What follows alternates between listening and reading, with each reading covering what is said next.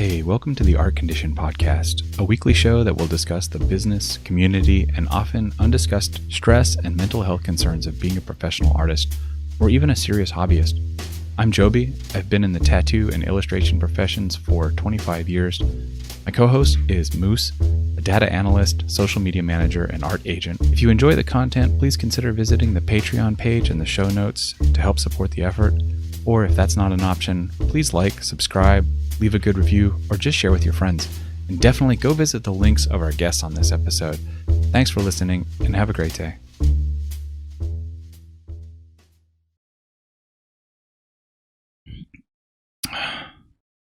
This week we are talking to Cami Veicht. Cami has had a somewhat surprising career path. A good portion of their professional experience was in the service of adult pay sites, providing content we would label under the now ubiquitous set of initials NSFW. The stigma attached to this kind of content might leave you tempted to believe that such a work history would make it hard for Cami to find work in more conservative occupations, such as mainstream game studios. But the opposite is true. As we talked to Cami, it became clear that the stigmas around adult content and the limitations of career opportunity it may present are as much the result of internalized shame surrounding that kind of material rather than an actual existential reality. One of the biggest takeaways from this conversation, and the one that I think bears the greatest contemplation, is that when it comes to creating adult content, the effects that has on your life has much more to do with how you present yourself when creating that content as opposed to the material itself. And by that, I don't mean hiding behind alter egos. I mean owning your work and being proud of it as the art that it can and should be. This is what Cami has done, and it has worked out wonderfully for them. Let's listen. What That was happened there? professional. That was my phone, letting me know to feed my plants, so I just threw it across the room. Oh, bye, plants. Well, as your plants are dying, why don't you tell us a little bit about yourself? And how did you get into art? And how did the teeth sink to the bone and latch themselves permanently? Okay. My name is Cami. I am now a senior artist at Congregate. I started doing freelance from just kind of like word of mouth. I worked for 3 pay sites, uh, adult furry pay sites, doing artwork and comics for 2 of them, I think, and just pinups for the last one. I say that like it's not important, but it is. Um, I have been drawing for a good portion of my life. I actually started super young. Um, my dad was in the Air Force, and what he would do is he would draw like little kind of like storybooks and stuff, and he would send them back. So I had a whole collection of all of those because I think that's his way of writing letters because he's not a big letter guy, or he wasn't back then. He is now. But I had those and I was just like, oh, I want to start drawing. So then I just kind of got into drawing a lot of cartoons. My brother is the one who actually sat me down and tried to teach me how to draw, and unfortunately it stuck because it was just like he was showing me how to draw like things like, oh, this is how you make a pyramid and you shade the one side and it looks like it's 3D. Ooh, it's amazing. And I was like, that's really cool. I want to do that. I want to draw really, really cool stuff.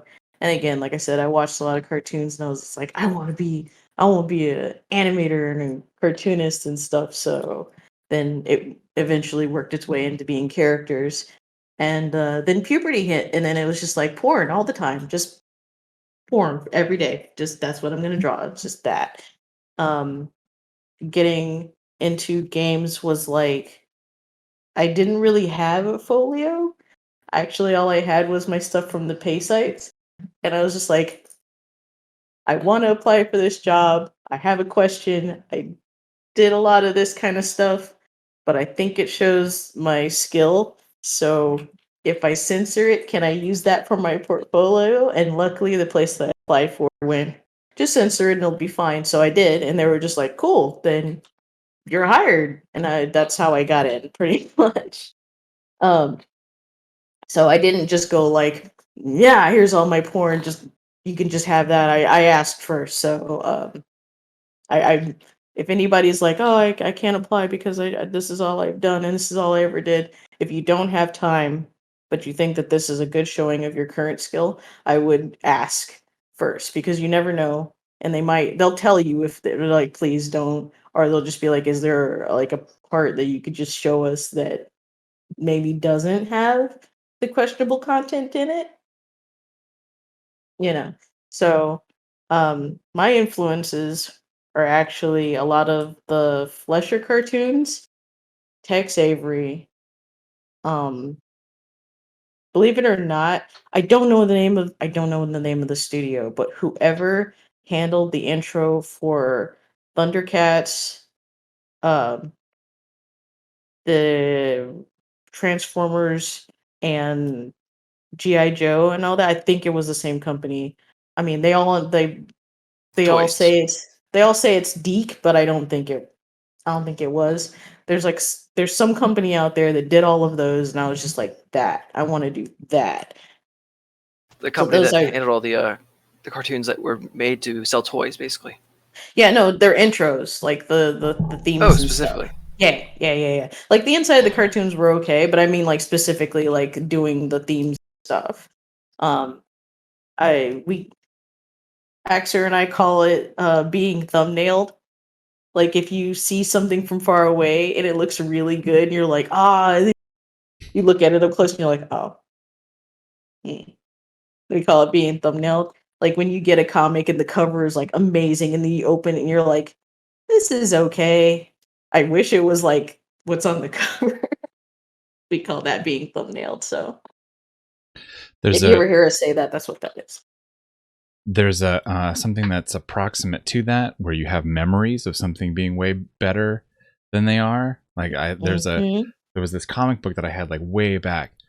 And then I found it at the comic book store. Took my son to the comic book store for the first time. And it's about dinosaurs. So I was like, oh, cool. Oh, He's going to be really into this. I mean, he doesn't care so much about what the art was, but I was like really excited to look at it again. Flipping through, and I'm like, well, this is not so great. oh yeah.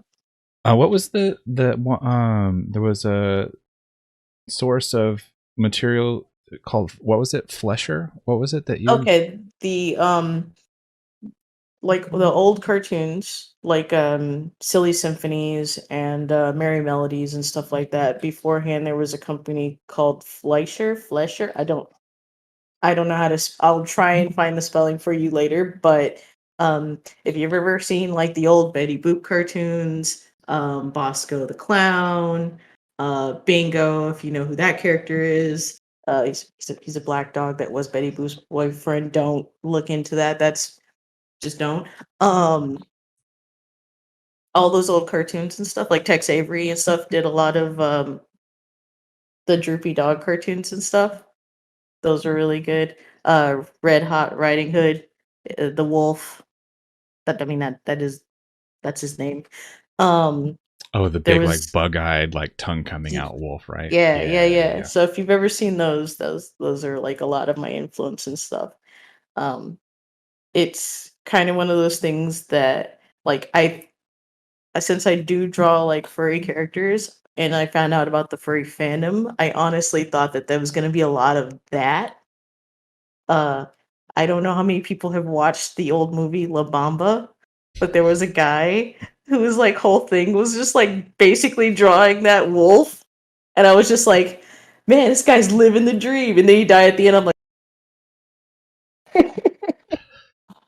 Yeah, when you first said it, and I thought you said Flesher, because we're talking about a lot of adult content and not safe for work, I oh was like, oh, is this like some kind of like deep resource from the no, internet of like no, of but I have deludes? those too. I have those too. So that was going to be my Um, next question. Like, as far as like inspiration goes, I mean, the old, these sort of like old cartoon resources, I can see some of that. But where did you start pulling from as far as, like the more risque material? I have a very questionable story to tell you about that one, but I'll tell it anyway. Yeah. So, do you know what a Tijuana Bible is? No, and I'm so excited now. Okay. So, basically what that is there's a bunch of cartoon comics. They look like Sunday comics, and they have all your favorite characters in it. Popeye, again, Betty Boop, Donald Duck, all of them, Mighty Mouse, and it's all porn, just the most destructive porn ever. It's just like, hey, this person got an erection, and then like the lady sees it, and then she grabs him, just swings him around, and throws him away or something like that. But then they also still have sex later. I mean, Can you still find these? Are these still around? yeah, actually, if you look for Tijuana Bibles, they're everywhere. And my first encounter with it was, people are like, oh, I found my dad's porn collection or whatever. Like, kid you not, my dad had this one that was like this thick, and it was just like full of stuff, and I was just like, this is pretty cool. It's like, hey, I like these characters. That's kind of neat. I don't understand what's going on, but I like it. So I stole that from him, and I no longer have this book. I wish I did, but it was like, I kid you not, it was like a huge book. And I guess that's how I got into porn comics, because years later, I was just like, I work for a pay site.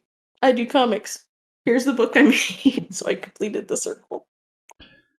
So from, drawing when you were like a little kid Mm-hmm. to puberty, and then Mm-hmm. just like kind of becoming like really preoccupied with, the smuttier side of art, to realizing, I can make money, and there's places that will like, I can like show my stuff or like get commissions or whatever. What was the bridge between that? Like, how did you find your way to this pay site and, kind of like start getting hired? So again, I was doing the commission thing where I was like drawing in people's books and stuff. And a lot of those artists were also like just adult artists and everything. At that point, it wasn't like, like a weird thing like, oh, hey, here's this kid. Let's draw a whole bunch of porn around this kid. I mean, I was like 21, so it was like whatever. I was still kind of new to the fandom. So I started off just by doing like private commissions and everything. I got contacted by one of the sites um, with interest because they were like asking, would I like to do maybe some pinups and stuff for their site as a guest occasionally, and I was just like, sure. So it kind of started from there. Went from there, and then I realized that the schedule they had us on, I could do like, so the schedule was like they wanted, like, if you were doing a comic, they wanted a page a week, and if you were doing like pinups, then the same, like at least an image a week. And I was like, well, I mean, I'm not doing much else. This is kind of my job. Why don't I just do an entire comic in that time and do like at least 3 pictures, and just kind of like go like, here's 2 pictures, here's 2 pages, and just give them that so that they were always ahead of time, you know? So that's how I managed it. And it worked out really well for me. It got to the point where like I was just constantly the one who always had comics going out pretty regular. And because of my own work schedule, I wasn't like falling behind. I had stopped taking commissions at this point because I was just like, I'm going to focus on this. This is where I'm going to focus. I really didn't want to do commissions anymore, to be honest, because like, I mean, yeah, I enjoy drawing adult stuff, but like a lot of the stuff that I was getting asked to do, I didn't want to be known for doing just that thing in particular, subject wise. So I was like, I'm just gonna focus on doing my comics. I'm gonna focus on doing my pinups because at least then it's stuff that I want to do, and I am still getting paid for it. And the pay was not bad. Um, I don't remember the rates for the comic pages. I think that the pictures were like, I want to say like 250. like per image, regardless of what was in it. And that was just for one site. So I was just like, I can, if I do the schedule the way that I've been doing it, I can actually cover my bills and still have a little bit left over to do whatever I want with. So I was pretty happy.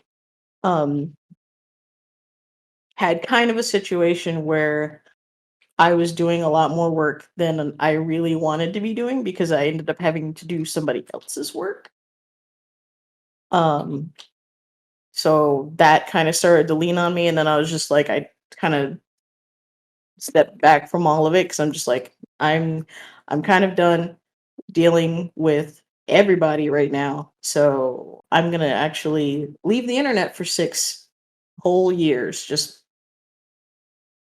I'm done. I'm out. So I did. And at that point, that's when I got together with Axer, and we both just kind of were like, you know what? Why don't we focus on us for a while? So again, 6 years, just, I mean, had a good audience. Like, I don't know if you heard it before, but like, we used to do streams, and I would pull in like 1,000 people. That was back when Twitch was called Justin TV. And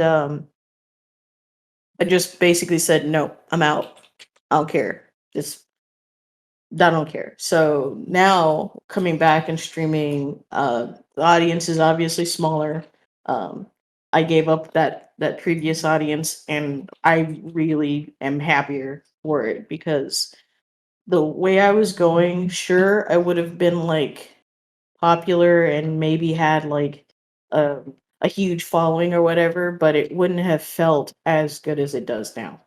So, I mean, that's something for people to consider also when they're like, "Oh, I wish I had more people following me." It's just like, do you want like a large number of people that kind of don't really care as long as you're just pumping out the thing that they want, or do you want like a smaller audience that actually is interested in your stuff regardless of what you're working on? So, I made my choice, and it was to focus on me. It worked out. So when you were getting paid you were getting paid directly from this like pay site. So this Mhm. was like they were basically just like paying you to make content. Are sites like that still around? Like, is that still an opportunity for artists if they were looking I for think places? so. I think that that is still around. The sites that I worked for, I know two of them are still around. The third one is not so much because the owner also decided to focus on themselves, and I think it's a better choice. But um, outside of that, there are tons of avenues for people to not have to like hook up with a gallery, like a group site, a pay site, if they want to actually manage the stuff themselves.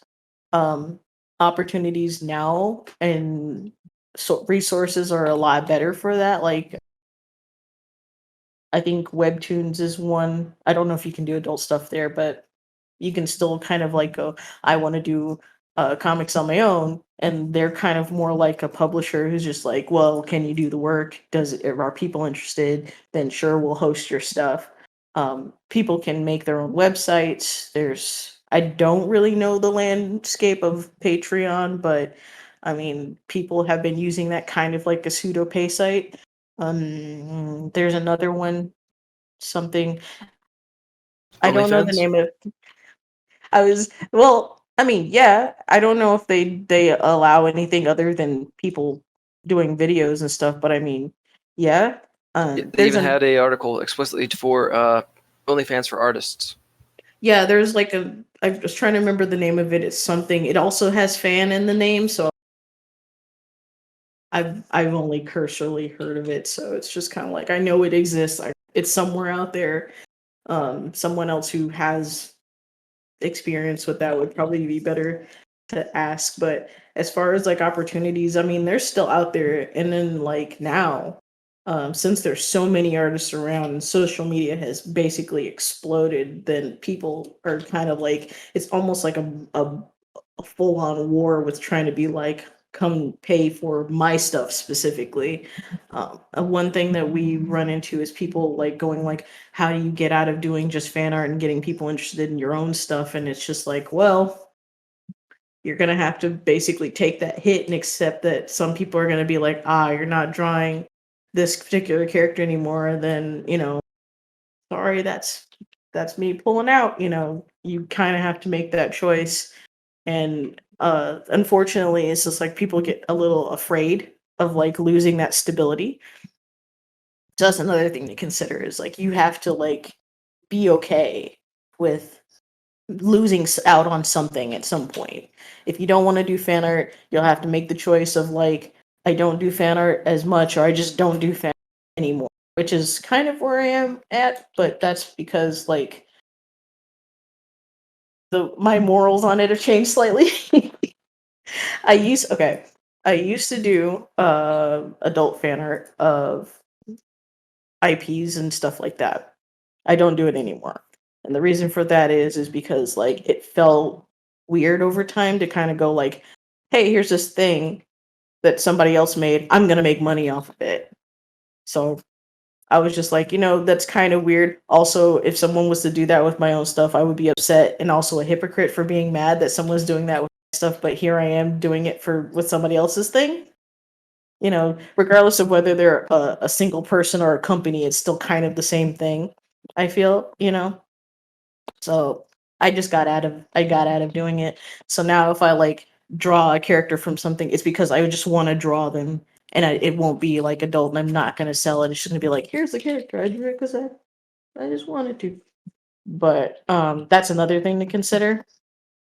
You know, it's it's there's a lot there, and especially if you're like an adult artist, you kind of it's like even more so of a deep hole to climb out of, which is like, do I stop doing adult fan art of these characters that I know everybody wants and give up on potential money to be happy and do the stuff that I wish people were interested in? And I always point at places like DeviantArt's front page and the newest tab on ArtStation. I'm like, look at these people who are posting regardless of the fact that they probably are aware that it's not going to go anywhere. They would be glad if it did, but they're still posting regardless of whether or not it's like gonna hit the trending page or it's gonna get popular, or you're gonna see it like on Twitter and you get 42,000 people like just going nuts. They're just like, this is my thing and I'm happy to post it. It's like, just, it's easy to make fun of that kind of stuff, but also consider that that person is like happy doing that, while you might be like just freaking out that you did a thing and only 100 people saw it. That's 100 people still. you know that's when you're looking at that and going like, that's not enough. I think it's time to kind of step back and go, what is really important here? Is art fun, or am I trying to be something else? And that goes, I mean, it goes for adult stuff too, because like people who um don't really do not safe for work stuff are looking at all these people who are doing not safe for work stuff, and you're getting paid like constantly and just hand over fist money, and they're just like, should I be doing that? I feel like I should be doing that. And it's just like, the question isn't should you, it's like, do you want to do that? You shouldn't feel forced to do not safe for work stuff just because you see other people getting paid, and then later what it happens when you don't want to do it. Now you're just stuck because everybody's just like, oh, are you going to draw this thing again? And it was, no, I want to draw this thing. Ah, that's a shame. That's a shame. Yeah. It's commonly asked and joked about in the art community. Like, if I wanted to make money, I would draw furry porn.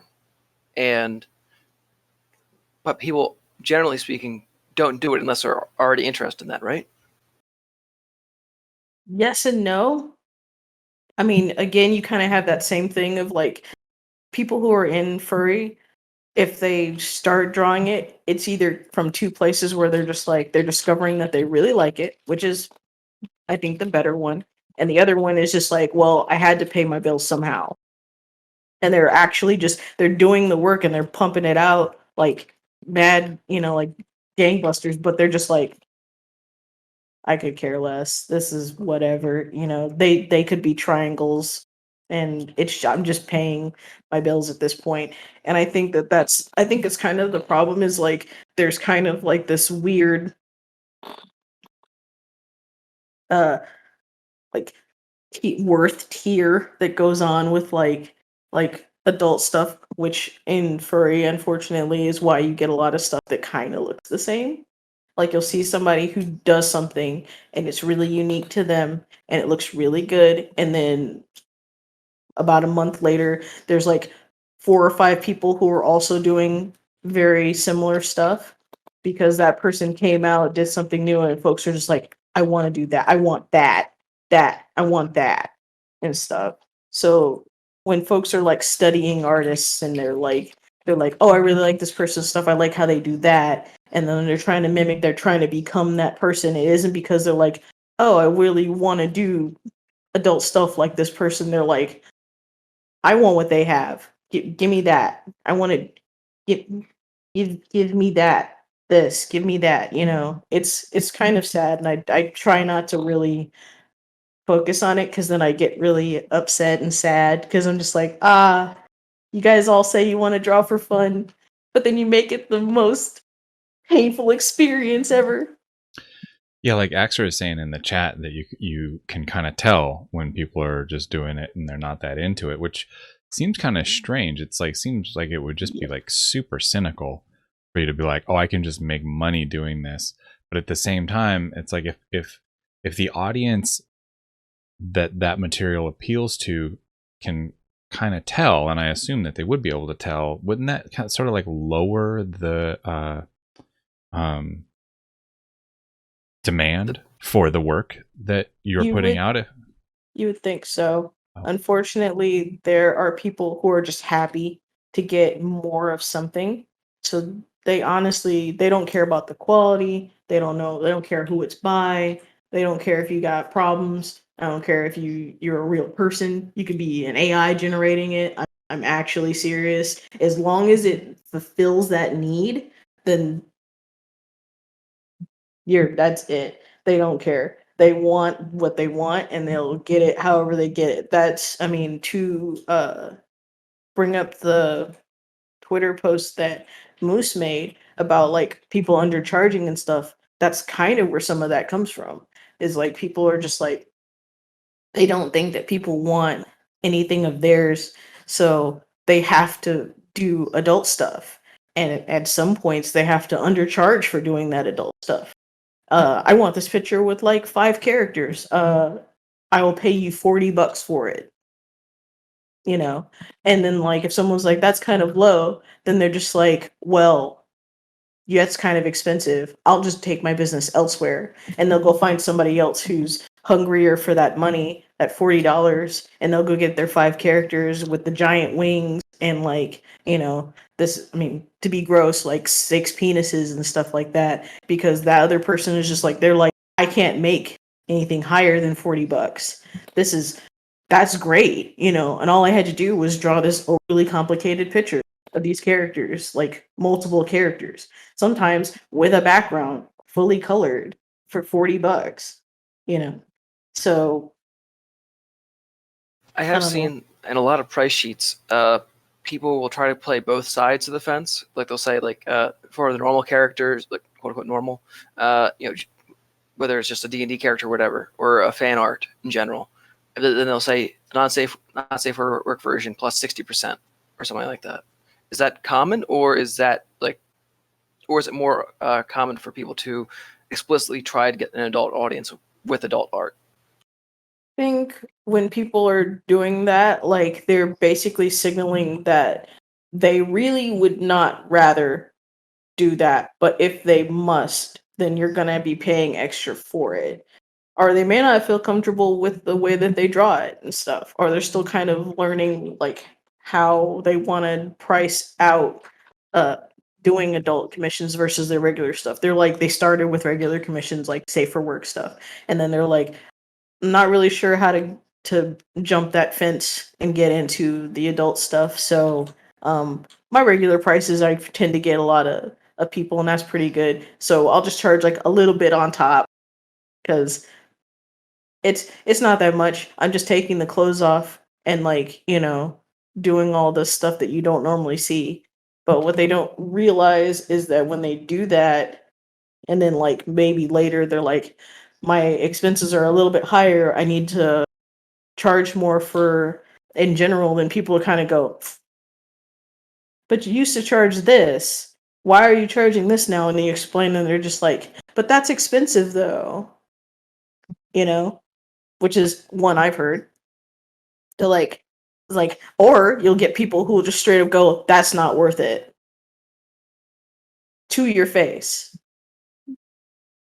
To your face. At conventions, they'll walk up and look at your prices and go, I don't know about that, and then just walk off. Like, they just kind of forget that there's a person here. This person has feelings. They actually have needs and wants, like just like them. They don't care. They're like, you are a thing that facilitates a need for me. And I will basically make sure that you know that. So you'll oftentimes get one of two things. You'll get that, or someone will tell you that your stuff's not worth it, or they'll basically be like, I'm paying you this money to do whatever I want. And you will do whatever I want because I'm paying you. And I've had people go like, I'll be like, pay me afterwards so we can settle up. Then they'll be like, no, I'll pay you now so I can have whatever changes I want. And I'm like, That's not how it works. I don't think I want to do business with you. I've had to refund people before. I've also had to basically help other people blacklist other folks from getting commissions from them. Um, Sometimes in person, which is, you never know how that's going to go, but I've had to do it. It's kind of one of those reasons why I won't work at conventions anymore and possibly won't go to conventions anymore, because I'm just like, I like people. I want to like continue liking people. Maybe I won't do this. Also, working at conventions sucks. I'd rather just go in and experience it if I'm going to go. But having to work at a table, which I've done for 20 years, is too much. It's just too much. Especially to be undercharging because of the expenses. Don't do it.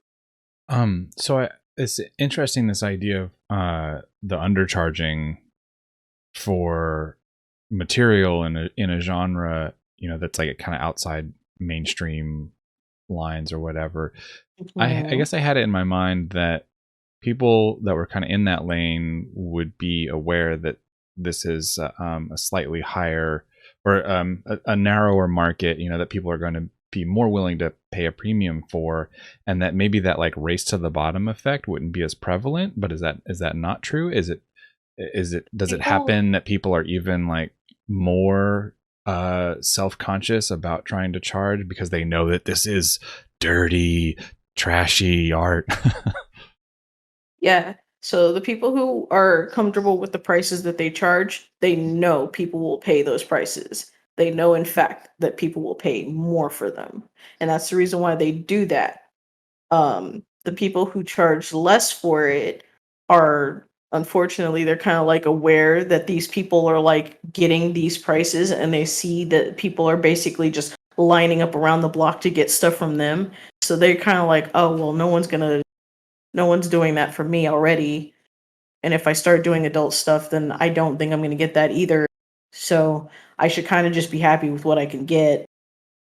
And if it's $40 for 6 characters, then I guess that charge, you know, that kind of mentality. Not everybody feels that way. Some people really are like, how do I charge for this kind of thing? I want to be charging the right price. And that's the thing, is like, the right price is kind of different for everybody. Their individual needs, the way that they're financing and stuff, and also the time and the effort and the work that goes in.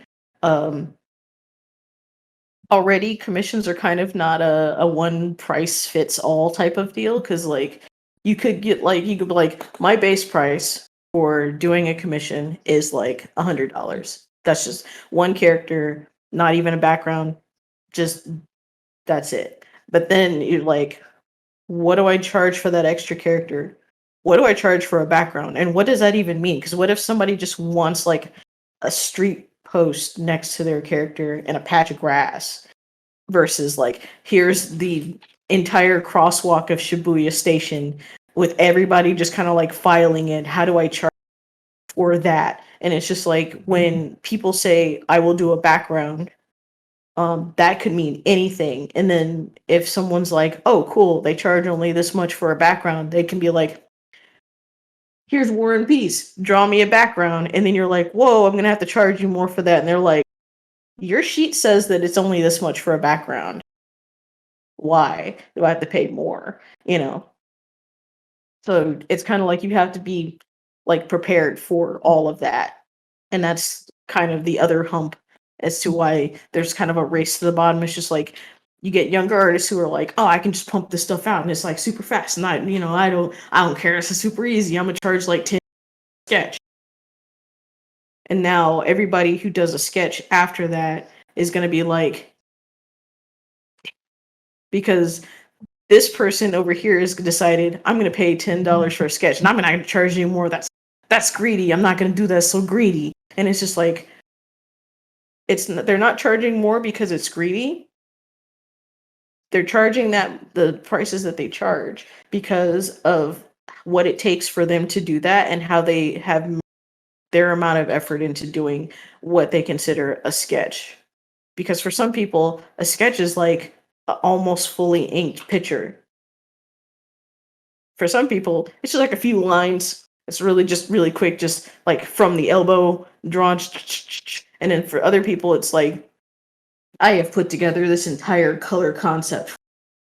And that's a sketch and stuff. So already you're going like, what does a sketch mean? What does a background mean for this person? And you can't really go like this price.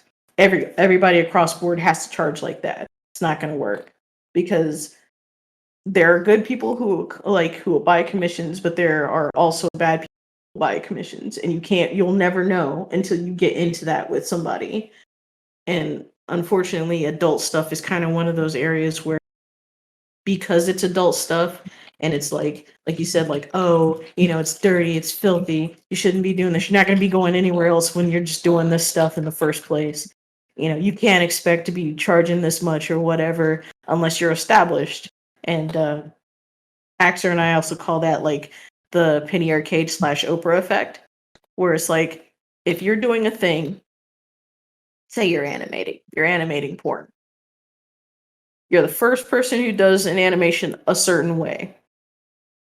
You have basically set the bar for how people can expect to be like charging for this. People are going to be looking at that, and then they're going to like into themselves be going like, can I get close to that, or that's too much? I don't know if I can charge that. I know I personally have trouble like, with pricing. When I was like younger, I had a problem with like charging people more than I felt like it was worth paying for my own stuff. Not because I thought my stuff was bad, but because I just didn't understand, like, to me it didn't feel like I was doing a whole lot. It felt like I was just doing my regular amount of work, and somebody 100 I can do in like 2 hours. Later on, I was just like, you stupid child. You stupid, what have you done? It took me years to basically get out of that mess that I had put myself through. So, when people are like, what should I charge for that? I'd be like, keep in mind what it takes for you to do your stuff. The reason why you're taking commissions in the first place is obviously to pay for something, either if it's fun or it's for necessity. You're paying for something with that money. You're not just collecting it and never using it. It's for something. And even if it's like, even if you're like, oh, I wanted to get a Nintendo Switch, that's charge appropriately. I don't care if you live in the States or if you live in Spain or if you live on the moon, charge appropriately. you know if you know that you have trouble making rent month to month, don't just make enough to cover that month. Don't, because I mean, first of all, why would you do that? You know. Second of all, I mean, if you had a job, if you have like a regular job, you would rent in my bill. I will keep coming in and pushing these boxes, but that extra money, just you keep that. I'm good. I can cover my rent. I can pay for my water.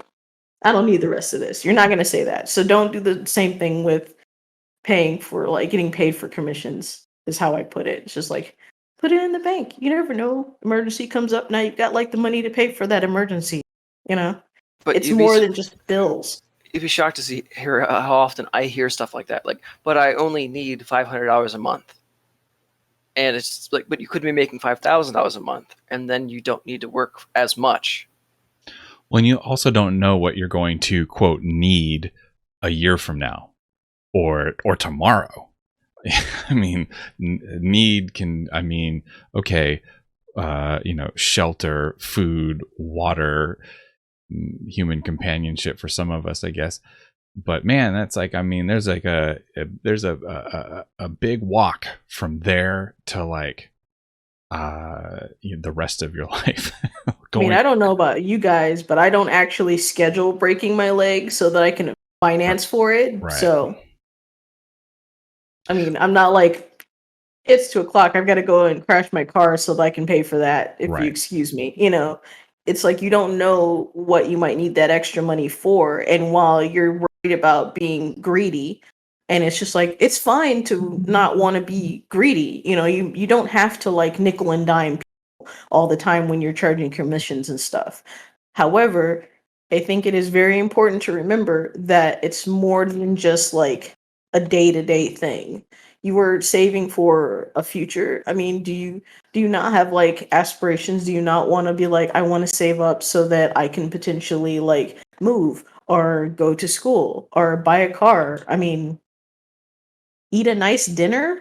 I mean, you shouldn't have to like go like, oh, I only need this. You know, it's fine to be like, I make this much and I can put the rest of it away. I don't know where it came from that people started worrying about like becoming greedy. And I really feel, this is not a fact, this is how I feel. That the artists who do charge like the really high rates for the stuff that they do are to kind of to blame for that, because they see people like that who are just like basically making like thousands of dollars on what everybody is basically kind of doing the same thing up. And then they're just like, in their head, they're just like, that money is just like, they're like Scrooge McDucking it through the money, and they don't really, they're not like, they don't care small, you You know, might that cut kind out of for a little thing. bit. What was that? Oh, I said they kind of like kick out the little smarters, like get out of here. Mm. Like they don't care. They're just like, more money, give me more money. So Sorry, when this conversation comes up in the more like kind of mainstream conservative art groups, I always advise people to find their peers, like find out communities and groups of people to get like kind of like of working professionals, people that are feeding themselves and making, a relatively comfortable living, doing it, and find out, how they're doing that and what they're charging. In the marketplace of adult content and not safe for work content, what would be some communities and some places where people could go, where they can feel safe to talk about these things and to find like-minded people and to get accurate information about, like what their market value is? This is gonna sound really awful, but I honestly wouldn't go into places that are like adult specific for that kind of thing. If only because like a lot of times when people are in groups for adult stuff, they're kind of not there to discuss like the legitimacy of like charging prices. They're there for like, where can I get more of this? I want more of this thing. And if you're charging commissions, then they just like, they'll go, this is, I'm open for commissions, and this you basically have that separate channel that maybe people kind of look through. That's like, I'm open for commissions, but then like no one's really discussing prices in there. They're just kind of like like going into the store and putting their thing on the corkboard and walking right back out. So it's all Um, avenues of mixing artist and the clients. There's no just artist only Discord or there forums out might there. there might be, but again, I don't really hear a lot of people talking about like, oh, we're discussing our prices and stuff. Sometimes you're hearing about like, oh, I got like, man, I got this client, and like it's a lot of like war stories or like people showing off their stuff, probably in hopes of being like, this is what I can do. Are you interested? Maybe you want to pay for it, that kind of thing.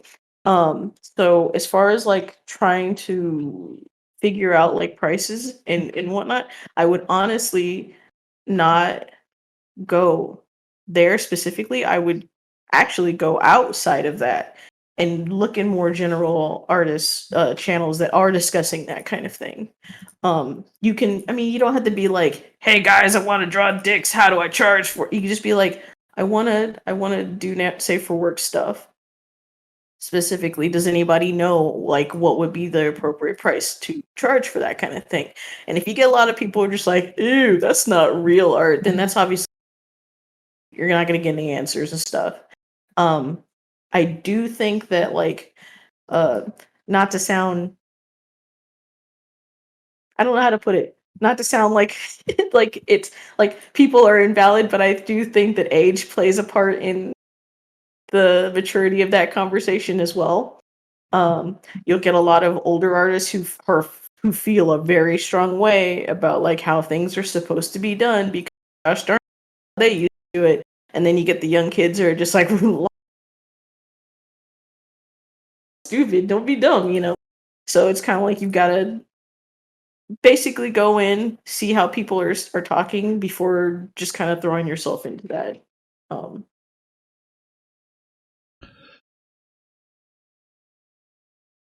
The next thing I wanted to bring up, just as a preload to it, the Miles thing, where he was charging $3,500 to $7,000 for a picture, and seeing where that fell in the spectrum of things, or if that was the quote unquote greedy person.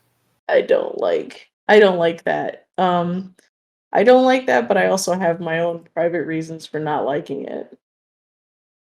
Sure. If that, I mean, I don't like it mostly because like Miles did work for the one pay site that I did work for, and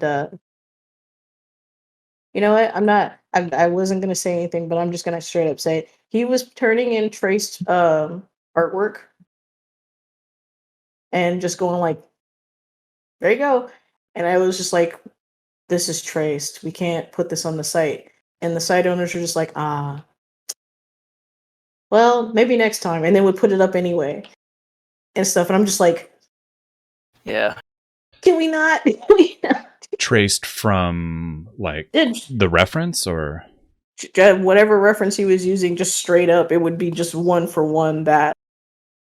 I don't know how familiar you guys are with image boards and stuff. Not like 4chan, but like just people were just posting images and stuff. Someone actually pointed it out. They were like, this is a trace of this advertisement. And I was just like, there it is. you know. So like he started doing that. He did his comic, uh I don't remember the name of it, it's not important. But everybody was just like, it was at the time it was like a new comic. No one had seen people doing comics like that. A lot of it was what you consider couch comics, which is like, oh, characters show up, they screw on the couch, that's it. Or character A meets character B, and then suddenly they're screwing by the third page. All right. So we can leave Yeah. his name out, and we can do the chop to edit things back in now. So just everyone got the behind the scenes on it, and you don't have to worry Yeah. about any ramifications should this video be the final video be shared around or anything like that. I'm gonna be honest. I don't really. yeah, I was going to Okay. ask, like, do you not want us to make that commentary public, or are you okay? I mean, at this point, I mean, what is he gonna do? Be mad that I said something I mean, that he was doing? I don't know if if there's a liable concern At in this there. at this point, the stuff was already out there, and it's kind of like the site's down anyway, and people aren't getting charged for it. So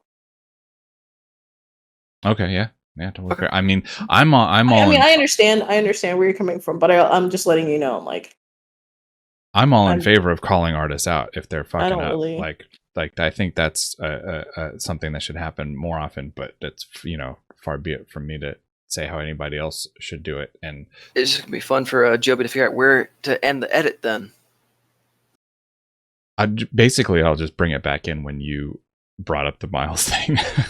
so okay, there it go. is. But yeah, no, as far as like his prices go, the weird thing about those prices I have is because like one, it's like, okay, so someone's paying like thousands of dollars to be in this picture.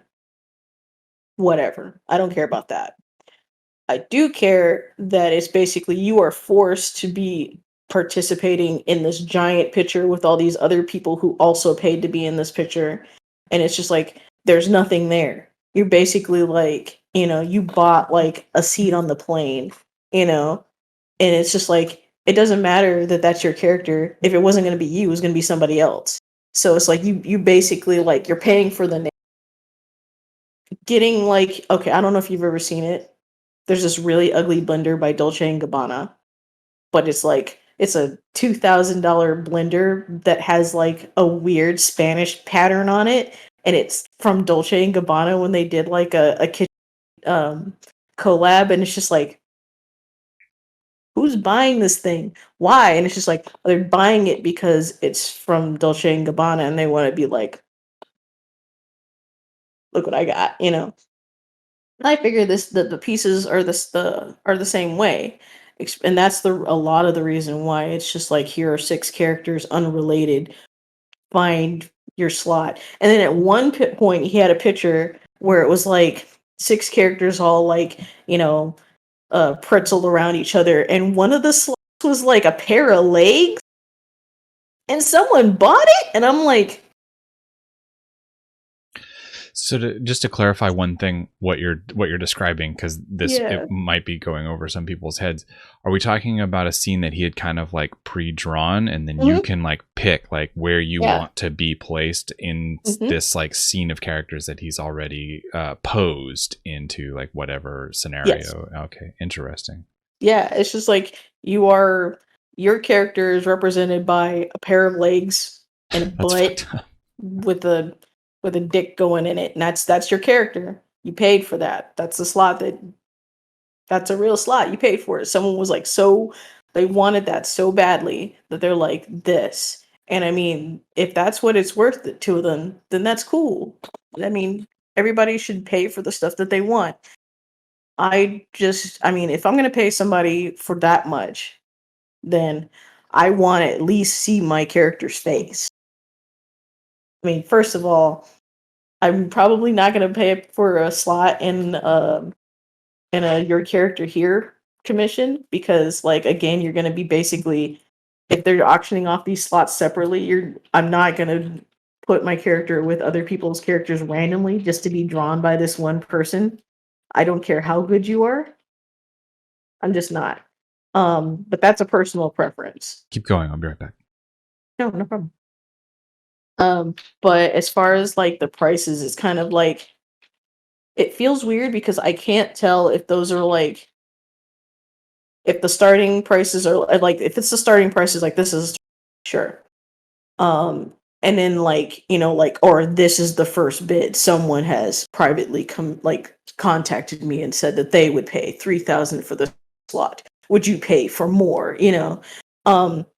I can't tell if it's one of those things where it's just like, someone said that they would pay for that slot, so now that is the bid. What happened?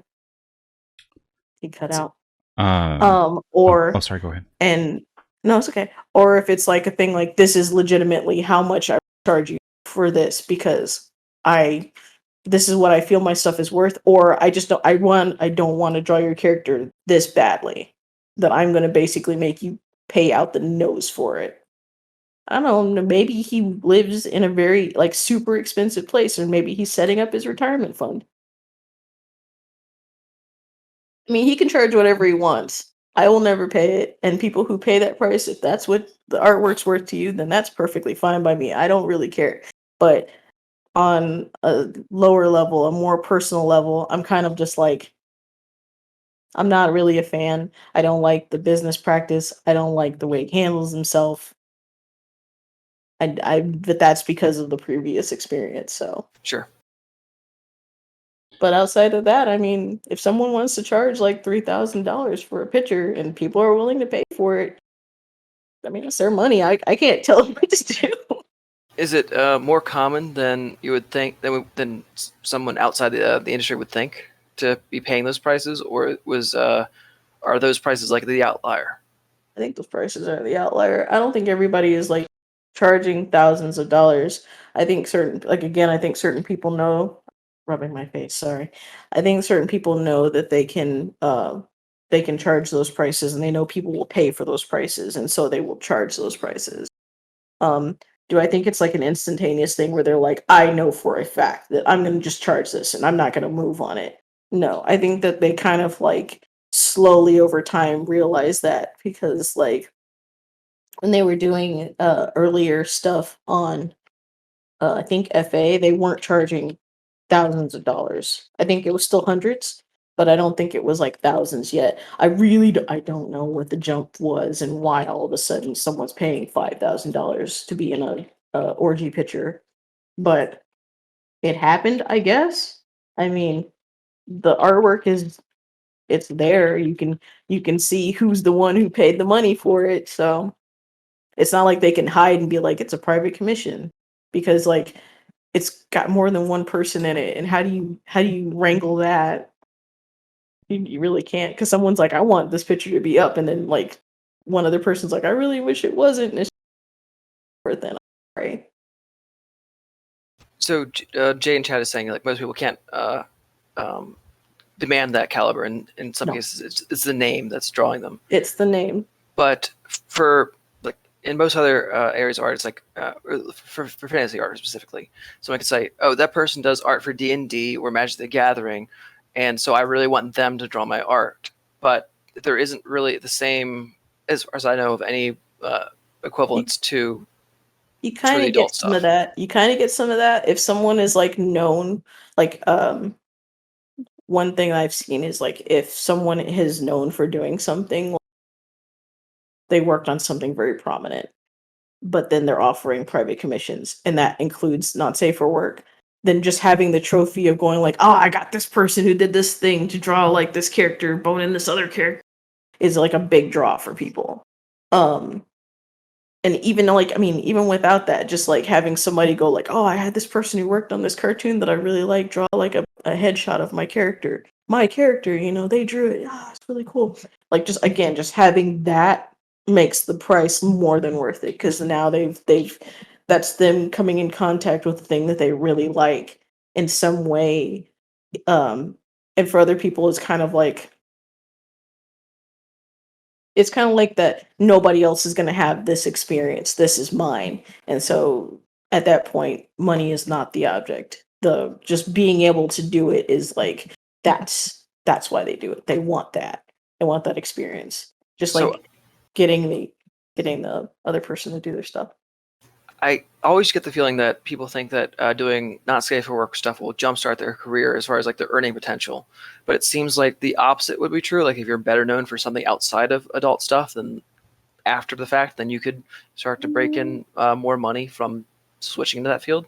I think it depends.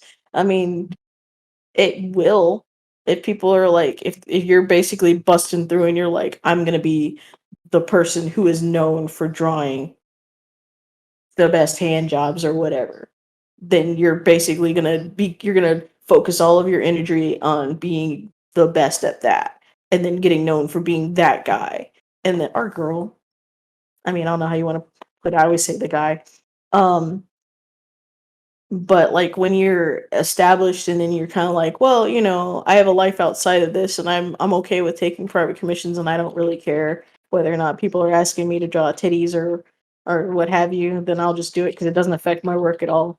Then they might not even register that they're like doing something risque and ooh, it's like so rare. They might just be like, "You're giving me money. I don't, you're gonna pay for it, I guess. I mean, if you really want it, I'll do it, I guess." Then there are some people who are just like, I absolutely will not, or they'll do it and they're just like, do not post this. I I will come after you. Don't post this. I think those people probably shouldn't have taken those commissions. That's the only time I ever feel like that though, Yeah, because it'll always come up. that's an interesting thing, like how like real hard and fast people get about the adult content, and they'll be real explicit. No NSFW. What is it that I mean, as I'm asking this, I'm realizing there's like a multitude of reasons that they would have for saying that they might not be comfortable with it themselves. That's Let's get fine. into it. Yeah. So like, I mean, do you have a sense of like how the pie chart separates itself in terms of like how much of that is people that just aren't comfortable with it themselves? How much of that is people that think it's going to like taint their reputation, or that it's going to like get back to their parents or something? Do you have any feeling for that? I have feelings on it. A lot of people who are very like vehemently like, I will not do it. It's probably a good chance that they personally just do not feel comfortable with being involved in somebody else's interests like that. Because I mean, as easy and accessible that it is, that it's everywhere to have adult stuff. I mean, that's still very personal. I mean, yeah, sure, it's lines on paper, but at the same time, it's like, I mean, even if it wasn't adult stuff, it still makes people feel something. And you have to kind of like, you have to be a kind of person that's like, I don't really care. It's all artwork. I don't register that it's adult or it's not adult. Um, I think a lot of people who don't want to do it, they probably see like the worst parts of the internet where people are just like, you know, doing the really embarrassing things or some of the most dangerous things or illegal things or just gross things. And they see those and people will show those around and basically be laughing about it and be like, oh man, can you imagine someone drew this thing? And it's just like they probably are deep down thinking like, I don't want people to ever feel that about my stuff. Like to know that I was the person who drew that thing and then have it to get out. And then like anything that I have done up to this point to get as far as I have is just, it's destroyed now because I basically decided that I got drunk one day and decided that it was funny to put a penis on SpongeBob or something. And now this picture of penis Bob is just like everybody everywhere and it's coming up and people shirts and stuff like that. I didn't sign it, but I know that that's mine. And like, I can never tell anybody, or maybe you don't care and you're just like, I totally did that, you know? Um, but it can go either way. But um, a lot of professionals are just like, there's like this really thick line between like I made the camera focus. Um, a very thick line between like what counts as being professional, and a lot of the time is like they see like the worst uh reactions possible that people have when they are doing adult stuff. They're just like, it's just titties, bro, whatever. And then they're just like, I do this thing and I'm really happy with it and I think it's really cool. They don't see the person who's like, I think I'm really happy with this and I think it's really cool. They see the person who's just like, my channel points are jizz and like, my alerts are basically flopping titties. And they're like, I don't want to be associated, because it's you get this in the furry fandom too, which is people are just like, oh, furries, huh? People who mess with animals, actual animals and stuff, or they dress in fursuits so they can touch children, that kind of thing. And it's just like, that's not everybody. You've heard of that story, like there's like a small percentage of people who are doing that stuff. But because they're doing that stuff, we're all doing that stuff. You know? whether we say anything or not. The moment somebody sees that we've either drawn one adult picture, a one naked butt, or we draw a wolf guy standing up, then it's just like, oh, you're doing that. Well, that's not professional, and I would probably just take that out of my portfolio. And it's just like, yeah, but that there's a difference, right? Like if I were to go like, oh, all concept artists are the same. They draw the same jagged mountains with a tiny little person for scale and a big flock of birds, and that's what all concept artists is. About like 20 people would run into this room and be, excuse me, you know, because it's not the same thing.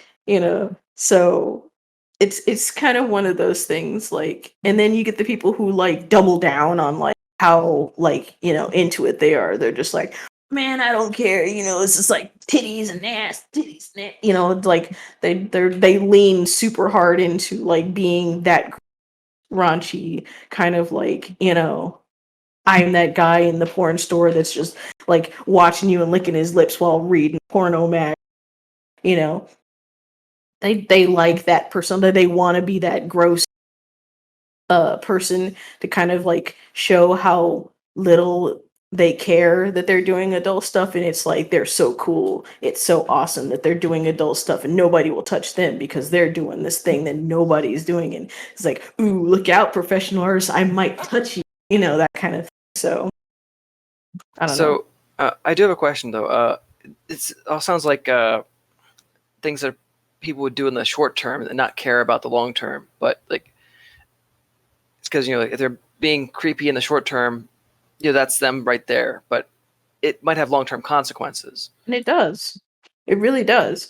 I'm seeing people now, actually, who are like, they started off being that person who was the creep, the creep. Like they were making the act, they were playing they had the mask on. They were like, I'm whatever, I'm raunchy McRoncherson, whatever. And then now they're just like, I can't really make connections with people. People just expect one thing from me. I don't really have close friends. And it's kind of like, unfortunately, you kind of did this to yourself. I mean, it's good that you recognize it at some point and you're doing something about it, but also recognize that you set yourself up for it. And how you proceed from there is kind of like that's a process of self-discovery. You're going to have to figure out, who you really are and how much you really want to give to people. And if you want to make that separation between like my adult stuff means something to me, and I'm not going to be over here with it. Like I used to draw my character just kind of doing whatever a long time ago because I really had no connection to it, and I was just like, whatever. I didn't care. Now that I'm with my husband, I'm just like, that character means something to me, and I will absolutely not draw my character with other people. And I don't want other people drawing their characters with mine, and it will actively make me upset. Not like I'm just gonna be like, more like I'm just like, why did you do that? So it's kind of one of those things where I have the background of like having done that to myself, but I'm aware of it. But that now is me basically kind of just putting up that barrier and being like, this is how I want to present my stuff. Yes, I like adult stuff. No, I don't like everything related to the adult stuff that I'm into. Also, please don't just randomly show me stuff because like I'm not I'm not looking for it. I don't need you to don't, fetch, I don't need that, sort of thing. So it's like sharing artwork with me and being like, hey, I thought this was really cool and I wanted to share it with you. That's different. Going like, I know you want to see this is at this point I'm kind of like, please don't. One, because it's like you've only seen like a small part of me and you're kind of like assuming that I will accept anything. Like we're into like foot fetish stuff. That does not mean I want to see pictures of everybody's feet. In fact, please don't do that. I It don't just want to seems see. I rude don't and want. unwelcome, right? In I general. don't.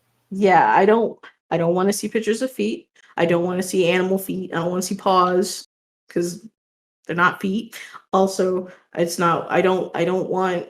I don't know what bringing this to me does other than you're trying with me, and I don't want that. Don't just be my friend. Don't try and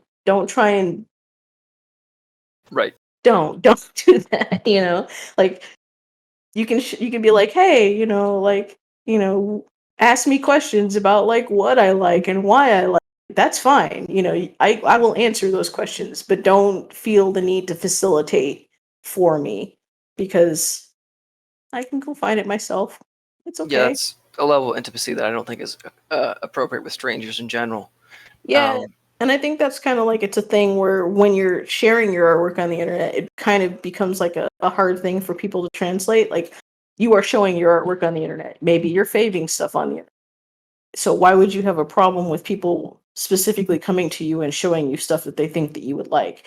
And the problem is, like you said, intimacy. Just like I'm not posting going like give me all of your porn stuff, you know. I'm not inviting that in. And I think so many people just do that they kind of expect everyone to do it, which again is just we drew the furry, so obviously you just do everything that all the furries do. You do one porn picture, and obviously you do everything that all the porn people do. You go to all the porn expos, you go to like swingers balls and all that, and I don't know what they're called, but that kind of thing. It's just like assumptions. People make assumptions and just kind of assume that everybody is away, and it's kind of like sad, I think. Yeah, And this it's is really a sad. this is a place for the mental exercise that I always like to recommend whenever I can, which is to pretend what you would do in real life. Which is to say that, like, if you overhear or you are participating in a conversation about, somebody's interests or proclivities, that is not an invitation for you to then start presenting them with your foot, your body parts of any sort. Like, you wouldn't do that in public. If you're at dinner and it happens to come up that the person you're on a date with is into feet, you don't just like slam your foot on the table at dinner, right? First of all, I'm gonna be impressed that you just straight up got your leg up and just on the table. That's gonna be a separate conversation. No, moves don't. The second thing is just like, yeah, it's like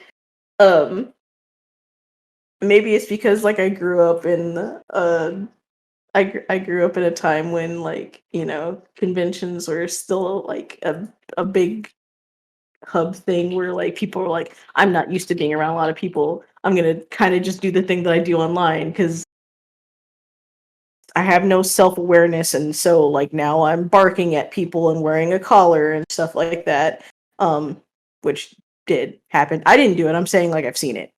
Um, I was well trained. No, but I mean, just some people just don't have that filter. They don't recognize that maybe uh it's not a participatory sport. um I don't know, have you guys ever heard of like fetish mining at all? No. Say Okay, more. so fetish mining is when people will do things and involve other people in their fetish unbeknownst to them, or maybe just kind of like going like, it's not so bad. It's kind of just like this is a really innocent thing, but it's whatever. um Fetish mining is kind of one of those things that I'm very aware of.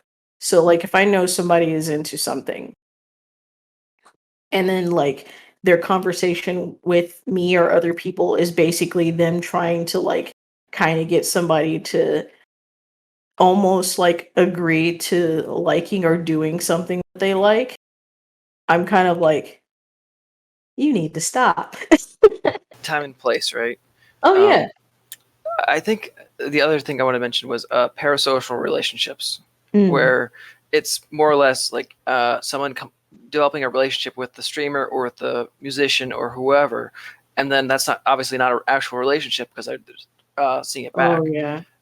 I imagine that this avenue is more prominent for adult artists than than possibly for like fantasy or general Ye- comic book stuff. yes kind of, if only because like if you've ever seen I don't know if they still do it, but sometimes in the arts channel on here on Twitch, people would go like female artist draws not safe for work, you know, like they're basically toting that they are a girl who draws adult artwork. Ooh, a unicorn, you know. So it's like they're kind of already going like, you know, come into my world and talk to me. Get to know me. I am the thing that you wish existed. I do exist. You know, dreams do come true. And it's weird because they're doing that for a reason. But then like when too many people basically kind of go, yeah, all right, you know, then they're like, whoa, wait a minute. That's and it's kind of like you got to be really careful.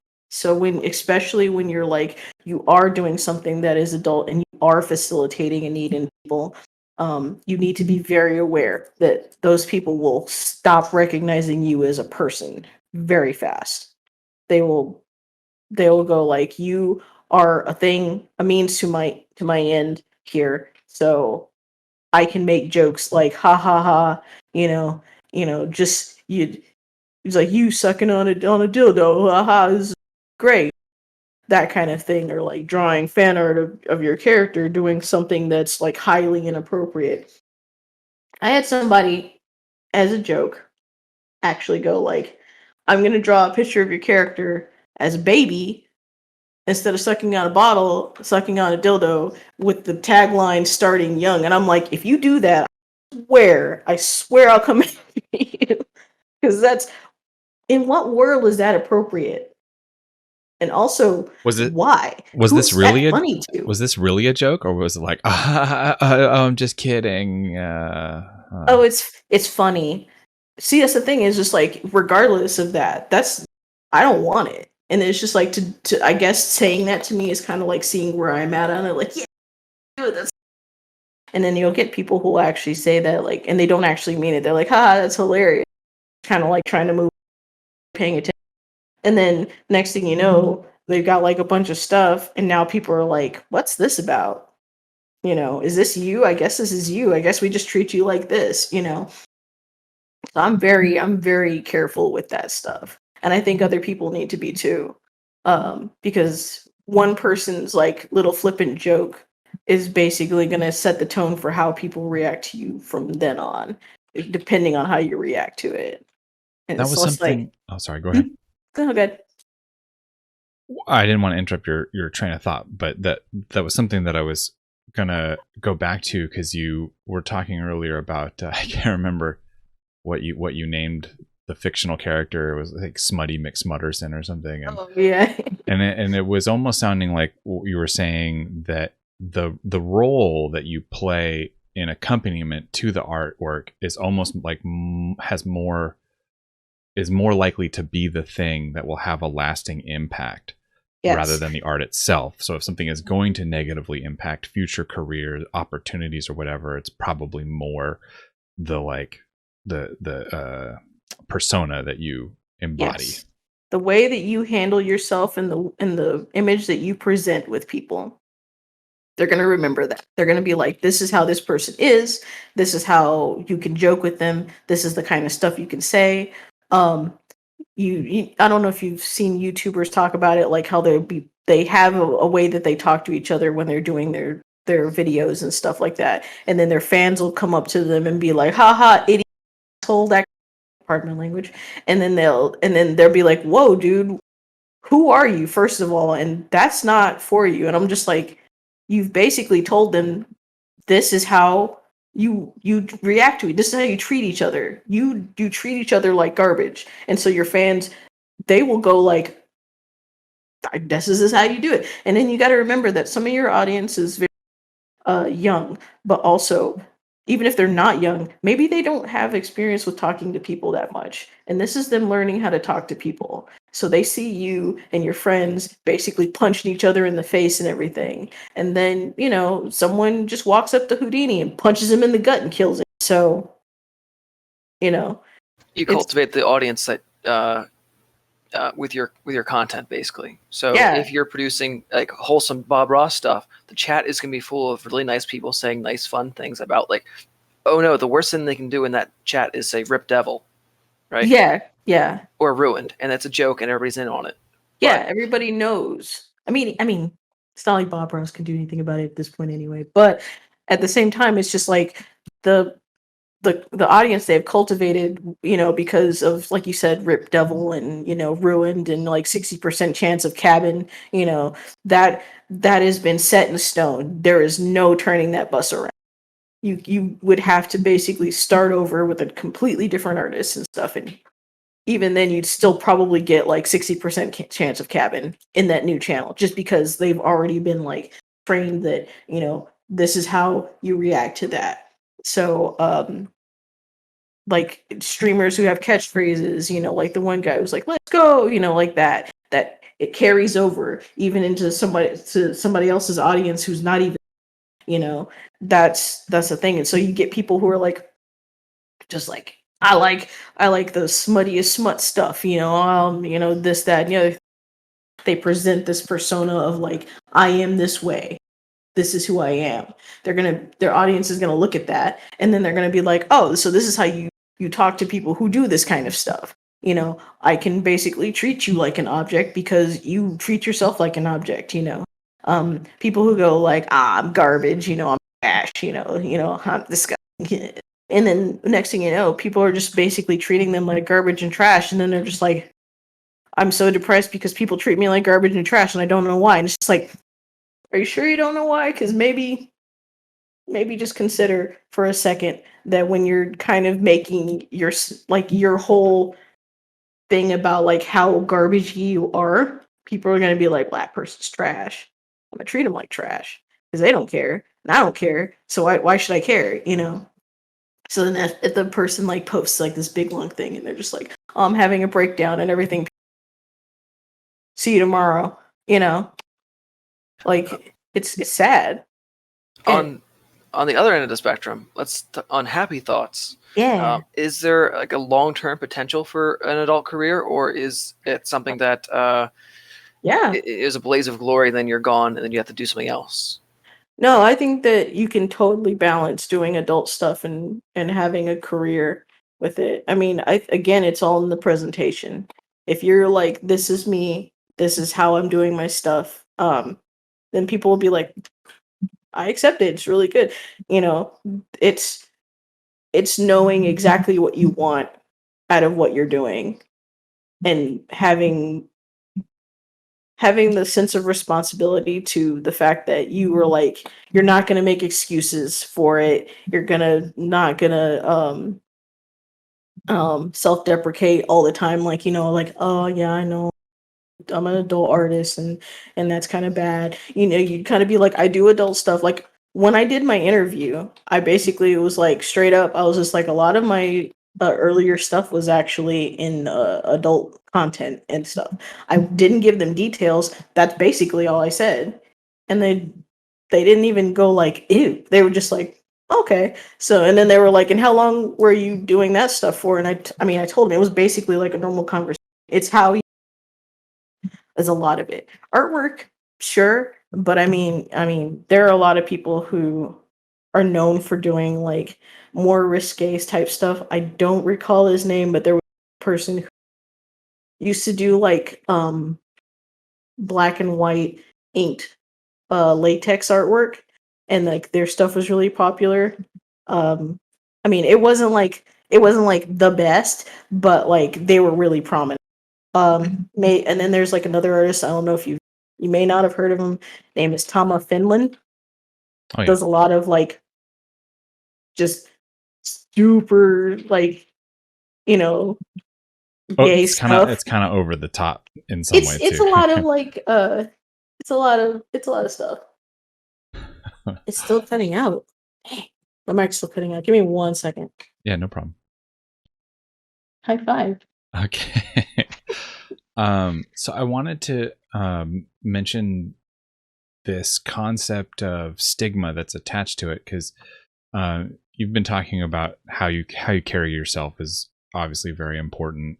You are very open about your Yeah. past history and career with adult content. I know Jay is too, and we've had Paul Richards on.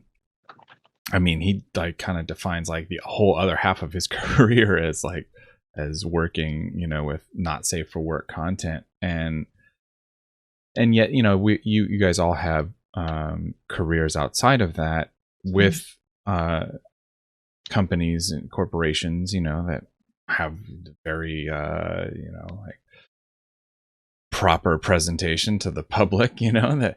So is that stigma worth anything at all? Like, in terms of like, is there any place that you need to worry or be concerned, or like that you should tone it down, or maybe even have like a separate Twitter account to share that stuff with? Because I have only one answer to that, and that's if you're working in children's books. Definitely do that. If only because, like, I mean, everybody's like, oh, Dr. Seuss did adult stuff. And it's just like, no, he did artistic nudes. That's not the same thing. Please don't mix that up. But if you are like, if, after dark hours for you become raunchy McPherson and stuff, I would basically go like, this is my other account for that. And make sure that it is behind the proper so that younger audiences can't do it. And specifically, if you're working for a company, and I don't know how much I beg you, do not do adult work of the stuff that you work for the company you work on. Don't do it. Absolutely. I don't care if it's funny. I don't care if you really like it. Just keep it for yourself. Don't post it. Just don't do it. It's funny now, and then next thing. And also, it's not worth it. Please don't. Just don't. It also looks bad for you as a person who works at that company. And all those companies, they have people who talk amongst them. They will keep that in mind. They will not forget. Just don't do it. It's better to not do it anyway. So with that in mind, let's say, you work for company A, and you do some like risque adult content stuff that maybe it involves like a character from company B. If you leave company A, go to work for company B, will that haunt you? It may not look very good. I honestly still would just kind of like just avoid IPs in general, like of like kind of big name companies and stuff. I would. I mean, I know that sounds like, but Cammy, you're counting my money in half. And I'm just like, but seriously, if you are like, I want to work for Google, don't be like, I'm also the person who does porn of every Google like banner that comes out. That is my name. That is me. That is my specialty. But I mean, and there are some cases, and it's very rare, where someone is like somebody who's known for doing the adult stuff of the company that they're working for. And folks find out and they're just like, ooh, do they know? And it's just like, yeah, but I don't know if you realize, but I have stopped doing it. Because it's like, that can get you in trouble. I don't know. Just so. It can get you in trouble. It's like, it's just bad taste. I mean, no one's going to legally come after you, but it's kind of in bad taste. It's kind of like if you worked for a company, but then like on your public Twitter, you're basically talking about like how garbagey everybody is at the company you work at, and then you expect to keep your job somehow. I just say, like, if you really want to have that balance and you want to do adult stuff and you want to work, just be aware that you may want to separate those. But I mean, me and Axer really don't separate our names. Like, we don't have separate accounts, like with different names for our adult stuff. I mean, if you type in my username for DA, for instance, you'll find my Fur Affinity account, which is where all my adult stuff is. And I mean, I really don't care. The most I did was basically see this. You cut out for again, unfortunately. And it was just in the middle of saying what you did, which was the funny part. The worst thing I did was put up so that you had to have an account to see it. That's it. So from there, I can't keep people from looking at it. I can't keep kids from wandering in or finding stuff that people re-uploaded of mine elsewhere. I'm only taking so much responsibility. However, I'm also very mindful that there is a lot of the adult fan art that I did draw is out there. I'm very aware of it. And I mean, even if I took it down, it doesn't mean that someone just put it right back up someplace else, and you can find it easily and stuff. I have to live with that. So if at one point Hasbro's like, "Hey, we like your stuff, but what's this about?" I'm probably gonna be like, "Yeah, I did do that, but yeah, I'm sorry." You know, It was a 'cause younger me. I was a fool and in I was a love. fool. Yeah, full in love with drawing porn of My Little Pony characters. But yeah, I mean, again, it's just like one of those things where it's just like I'm aware that I did it. I'm also not saying like, oh, I've never done it. I did it, but now I don't do that, and that's because like I learned a new respect for uh other people's property. So I am down with OPP. Hey, So yeah, I just think that it's like it is possible to do it. There is a way to do it, and it's just like it's a lot of it's common sense. If you feel like you're gonna cross over and it might affect your job, just make a new account. You don't even have to make a new you don't have to change your name and hide under a new alias. Just make a separate account of stuff, you know. And I would say just like don't make it a thing where like you're like, gosh, I really want to talk about this with my coworkers because I just want to get their reactions and I want to see the freak out. Don't do that. Don't do that. I had people at my work ask about my art stuff. I just showed them my general thing, and I did warn them. I'm like, if you Google my name, you might come across some adult stuff because I did do that. I'm just warning you right now. I didn't show them. I just warned them. I just let them know so that they weren't like surprised later, and they were like, okay, right on. That sort of thing. That's all it takes. Common sense. people listening to this after the fact might be tempted to think, well, all the people that you've referred to are in the gaming industry, and maybe there's some extra leniency there because of X, Y, and Z factors, the audience in the gaming industry or whatever. But I know that I'm thinking of Daniel Landerman in particular. I don't think you would mind me calling him out because he's pretty open and public about some of the adult content that he likes to draw. And he works for a firm that does some pretty high profile advertising work. So I don't think that it's necessarily specific to a particular kind of industry, kind of what we're getting at. This is don't quote me on that. That's just sort of the intuition that I'm having based on our conversation now and other guests that we've talked to about similar tangentially related things. Well, I mean, the other thing to consider is also like if you have an account that you also talk about your job stuff on, it can be as simple as like my opinions are my own, or you don't talk about work stuff on your social media because unless it's like, hey, I'm announcing a thing. Why are you talking about like the inner workings of your company and what people are like and how they're doing stuff? Unless, hey, it's like my friend is doing this thing and it's really cool. And instead of like being like, that Joby, I can't believe on Friday in the meeting he totally said this thing. Don't be, be like that. But as far as the art goes, specifically, because also don't draw adult artwork of your coworkers. Don't do it. Oh wow, yeah, no.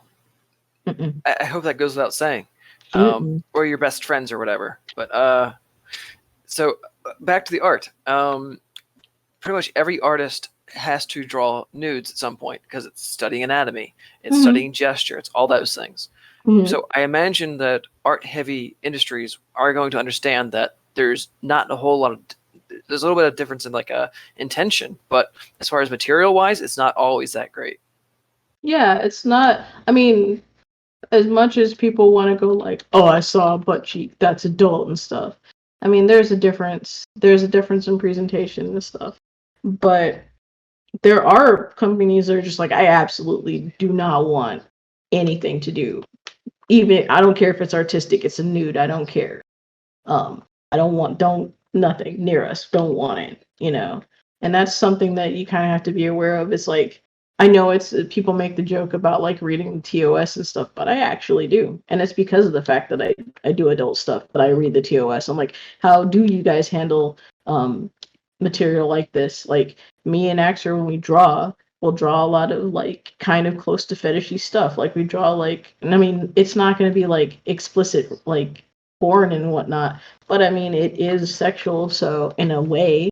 So I want to make sure that it's like we're not breaking TOS by doing it. I mean, I know it's kind of silly to go like, oh no, I don't want to break TOS on Twitch, you know, while also knowing that there is like a hot tub stream channel section on here, you know. But Don't I get mean, me I do started care about about boy that nipples. kind of thing. I mean, I care about that kind of thing because, like, you know, you don't know how companies actually feel about it. And I mean, if you're going to use their services, then it's good to be aware of it. I mean, even if you just kind of closely, just kind of like, you know, find a keyword or two, it's good to like be aware of that kind of thing. Because again, in the case of Twitch, it might change what they consider to be of that nature might change. Like people used to have like butt emotes, and then they took those down. They're like, no more butts, no more butts unless they're covered. And then people would put their butt emotes back up, but then they were covered, and then they were just like, no, still take it down, take it down. And then they're like, you can have a butt, but then like no one mentioned orgasm, and that's like, I think there's like actually a global emote for it. Yep. It what's it called Craigasm. Yeah, so it's just like it's kind of like how can you really balance the idea of like no butts but then orgasm face, you know, that's fine, you know, because it's you can't pretend that's something else. Well, orgasm face isn't in the Bible, Cammy, so it's they don't Thou mention shalt that. not hang thy tongue. It's not in the Ten Cross thine Commandments, so eyes. it's okay. Yeah. So along these lines of caring about the industry and like whether it's Twitch or the companies you hope to work for, how was your transition from doing adult commissions to doing industry work? The only thing that changed is that I don't do private commissions anymore. I still draw adults. Yeah, that's pretty much the only change is like I don't take private commissions. Now I just draw porn for myself. I mean, as masturbatory as that sounds. Literally. I Yeah. mean, literally, but yeah. I mean, I draw adult stuff because I enjoy it. I never got into it because I needed to do it to get into like around the industry, and as far as like its place in my current job is that all it really did was help them see that I could actually do the work. And it has not come up since. Like I've been in the industry now 5 years. Wow, 5 years, and it only came up like once because like my last AD who went off to work for Disney, by the way, we were talking about art stuff, and like he showed me um and like I was just talking about mine, and he's just like, yeah, I googled some stuff, came up, some stuff, I saw some stuff, and I was just like, yeah, you know. I did work for a couple face eyes, so you might see that just, like cruising around. He was like, yeah, okay, you know, it wasn't, he didn't don the mouse ears and go, I shall hand you your subpoena later. You know, he was just like, he was just like, okay, because I mean, I'm not, uh, uh, oh, I really wanted, you know what, I wasn't gonna tell this.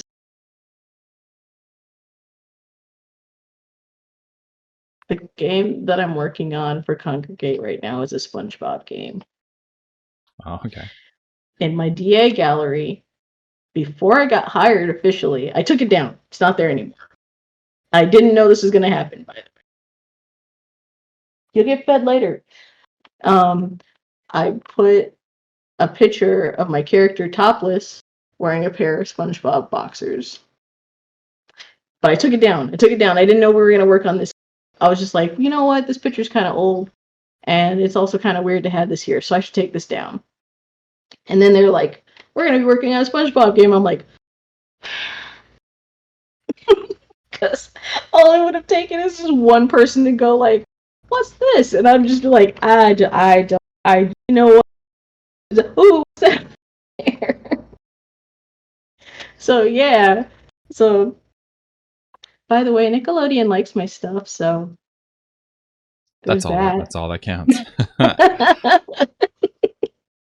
I did want to ask, for those who are still taking or thinking of taking commissions, kind of moving into that place, as far as like what to expect, I know, nightmare clients are real. They're a thing.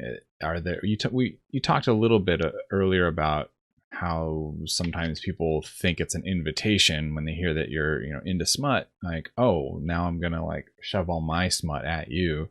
Yeah.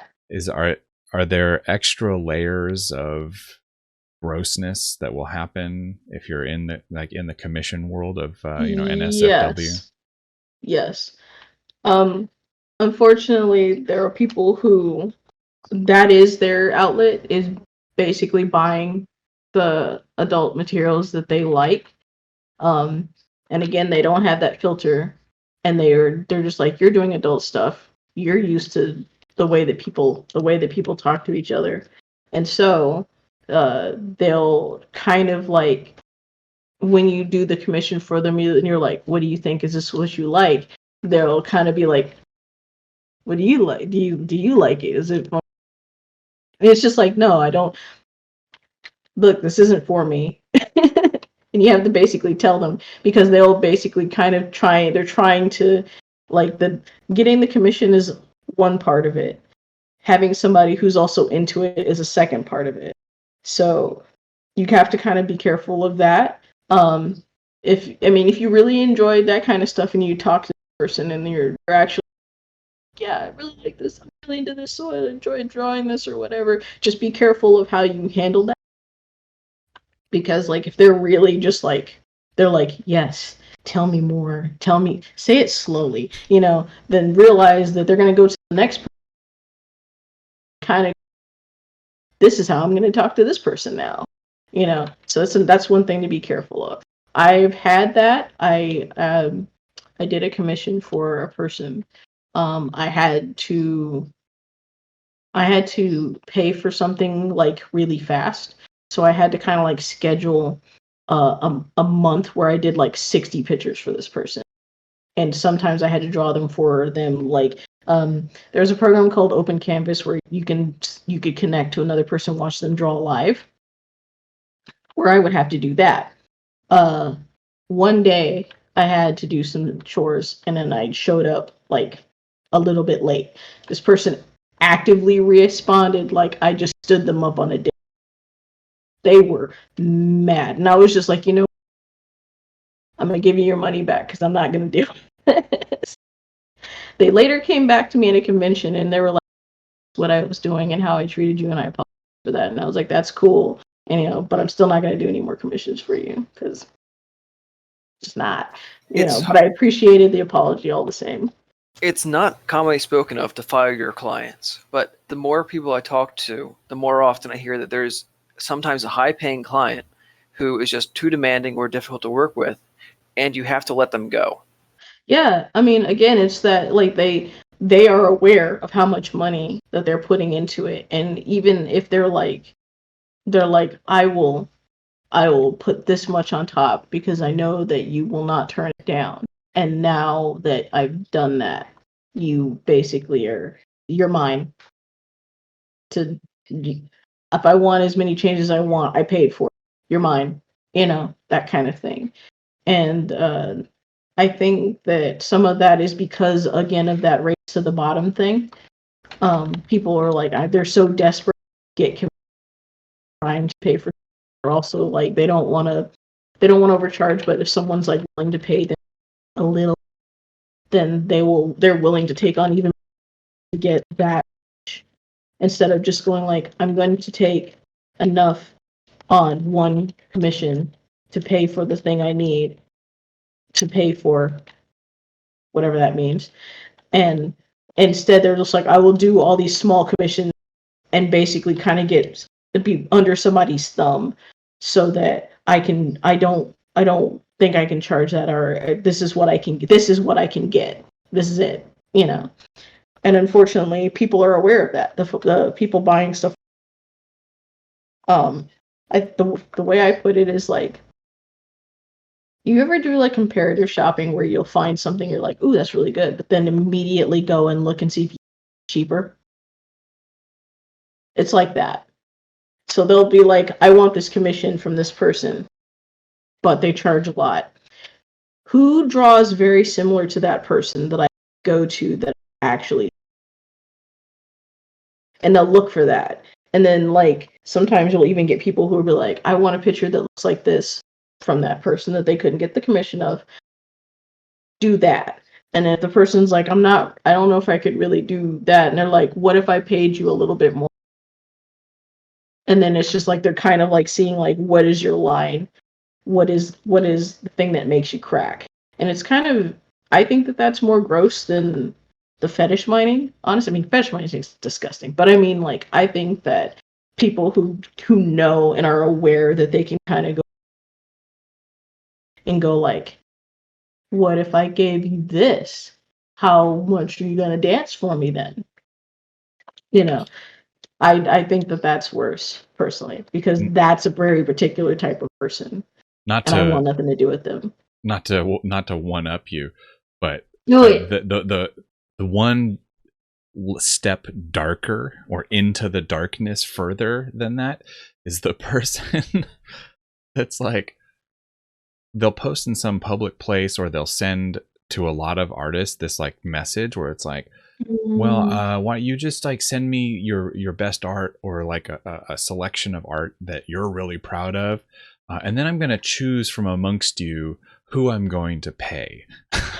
Oh yeah, I've actually seen posts like that on Twitter, and I'm just like, yeah, I see shit like that on Twitter. I get emails about that. I see it on Reddit. It's like, insane. Do you actually get people who come to you and be like, I want to see your stuff, but there's other artists involved? Oh yeah, definitely. Ew, gross. No. I hate it. I hate it and already. It's like, it's part of their plan to like, I guess, make you feel inferior, or like you have to like stand up to this competition. Yeah, I got something to prove now. Like, oh yeah, I'm gonna fucking show my shit, and you're gonna choose me over Jay Axer for sure.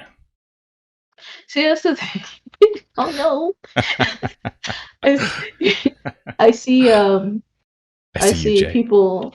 I see young people who fall into that. Like, if somebody posts, like if someone posts their commission, like they're open for commission, and if they're like, you know, this person's whatever, they're not hot, their stuff's not good, they'll immediately go like, they'll say one of two things, which is like, I can do it myself, with a picture that they posted that is basically like the commission type that person's offering, and maybe they'll like post like their price sheet, or they'll just like go into the middle of somebody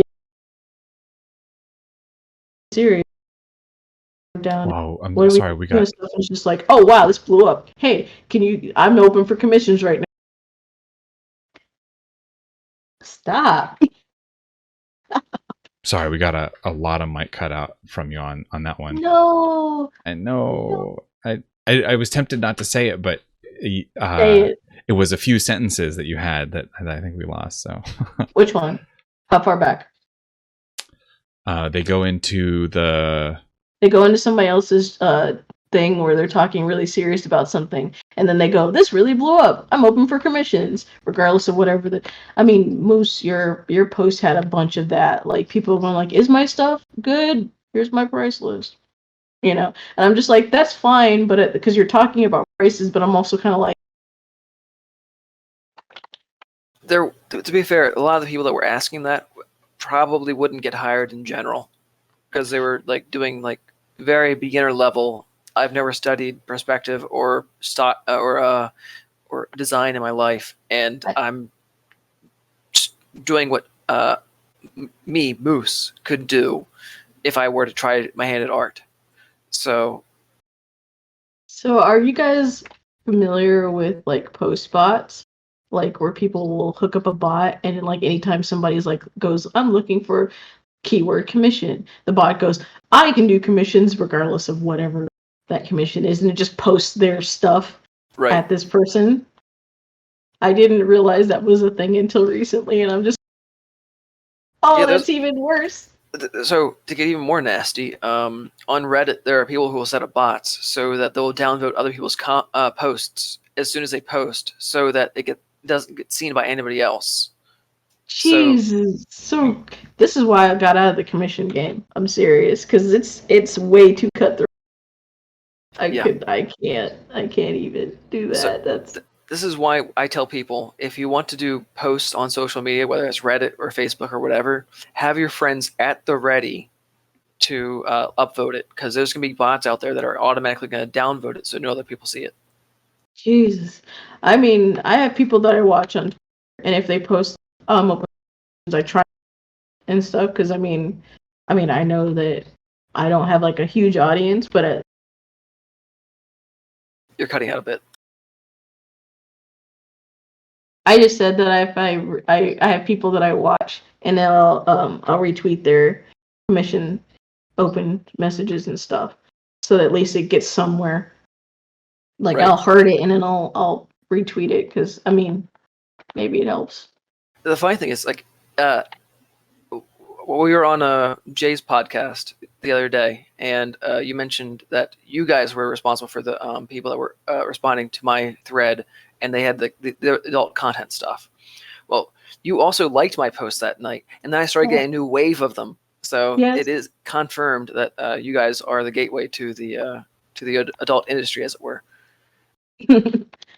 So on that note, before we end up, because I know we're getting close to the end, there was a part I wanted to ask for those who are interested in going down this path. They've weighed the pros and cons, whether or not they're interested in it, and so on. If they are jazzed to go down this route, where are some good places for them to start getting a foothold? I would say the good place to get some foothold. This is gonna sound really weird, but Deviantart has a erotica section that sees a lot of use. Twitter straight up just posts videos of people just going at it, so I know that they're fine. I mean, I honestly wouldn't delve into the Patreon thing just yet. I would wait to see if you have gained an audience before you decide to go down that route. There are other Picardo. Picardo. Yeah, there you go. Picardo allows for adult streams and stuff like that. Just be aware that you are. Just be aware that you are gonna get a very particular kind of audience in there. I saw it cut out that time. Okay, got it. I saw it.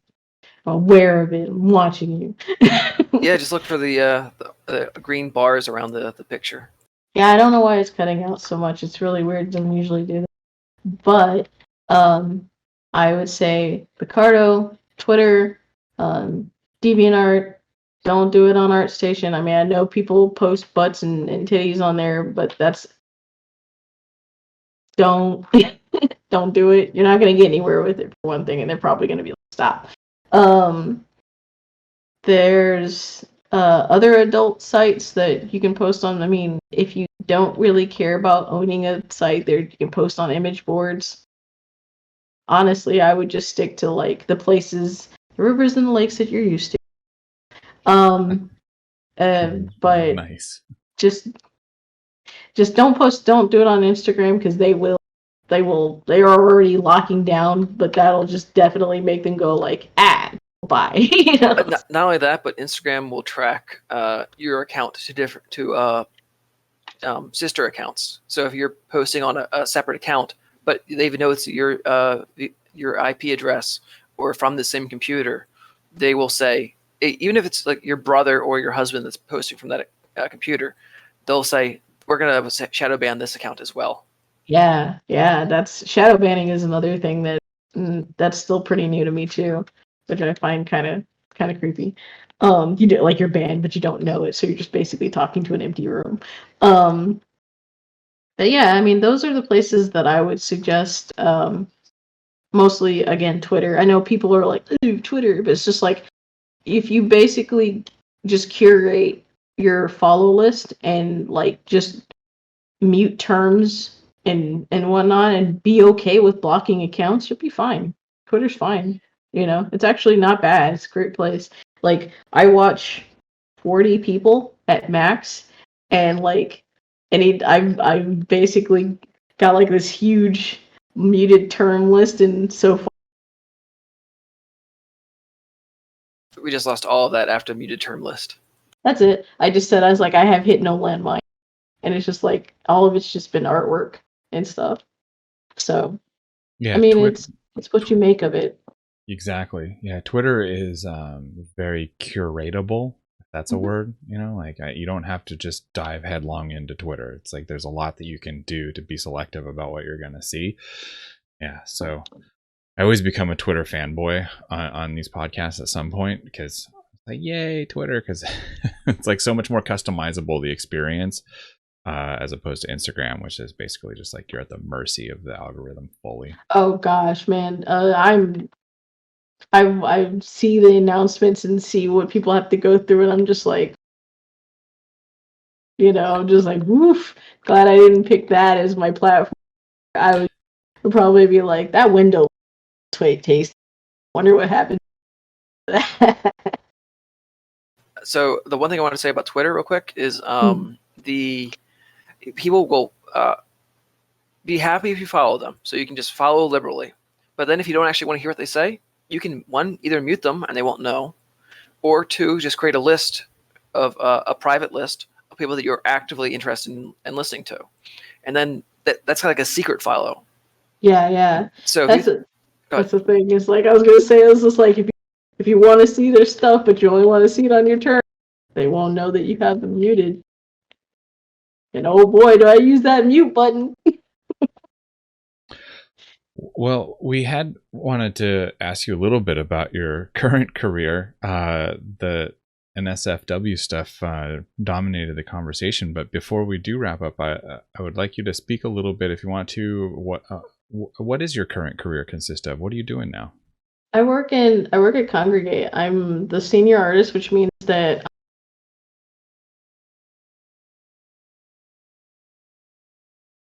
dang it. Okay. I'm in charge of doing concept stuff for the outsourcing teams and making sure that they have all the need. In a way, I'm kind of like a lead, not really. I handle talking to executives, and so it's not just all artwork. I handle talking to marketing, and I also sometimes help with implementation. We are a mobile company that's actually we have like a bunch of other companies under our umbrella. Like right now, I'm contracted to Congregate, Ultrabit, and that's like a smaller company inside of them. Like so, if you hear like Congregate, no, okay, it was like they have uh a few other companies. Like I think they have Synapses, and then like uh something I want to say Game 5 or something is another company of theirs. So if you see like Congregate, realize that's not like just one company. But I work for Congregate Pro.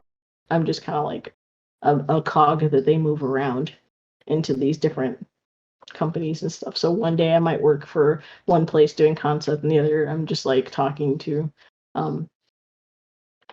executives about like, how do we make sure that we handle the IP that you guys have us working on properly and stuff like that. So I wear a lot of hats.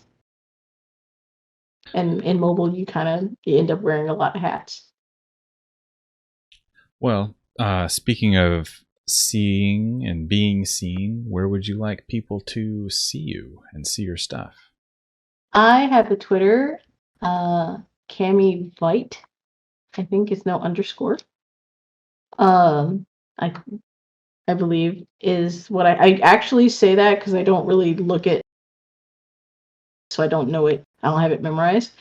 And then I think it's still Cami Veight on ArtStation, and then like on DeviantArt it's Cami Cheetah because that was my original username and I never got rid of it and never changed it and updated it. So you can kind of figure out which ones get updated from that. Well, DeviantArt, I mean, love it or hate it, it has that soft spot in all of our hearts, right? Hey, I actually, you know what? I originally got on DeviantArt because like I don't am saying that they're posting my stuff. So I made an account and then eventually I was just like, you know what? Darn. So then I just started posting on there. And it hasn't been bad. I have been on DeviantArt long enough. I saw the rise in, I saw the point at which anime and furry art was denied. I remember when daily deviations actually meant something. Oh, yeah. Now it's just kind of like a thing that happens and everyone's like, yeah, whatever. Mhm. But if you got a daily deviation set for life, you're like, that was your claim to fame, and now except for now, it's just like whatever. Yeah. I got a daily deviation. They're trying to come back though. My understanding is they're trying to be like the more art friendly version of like a more art friendly version of Instagram for artists. But that sense does not make sense. But they want to be a better portfolio site than Instagram. I mean, it's good. It actually it's still a good site. Just they changed the layout. Didn't really like it, so that's kind of. I mean, it's gonna happen.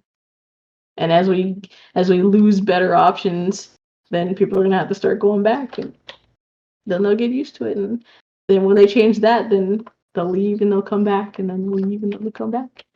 It's I gonna happen. did notice that there are some functionalities on DeviantArt that I didn't see on like Instagram or any other site really, where like you could type in a search for a specific commission type. Mhm. So you could go to the commissions tab and then type in D&D and then a bunch of D&D characters. The That's new. price lists are terrible though. I They only are. saw like two or three that were actually viable prices for anyone that to make a living off of.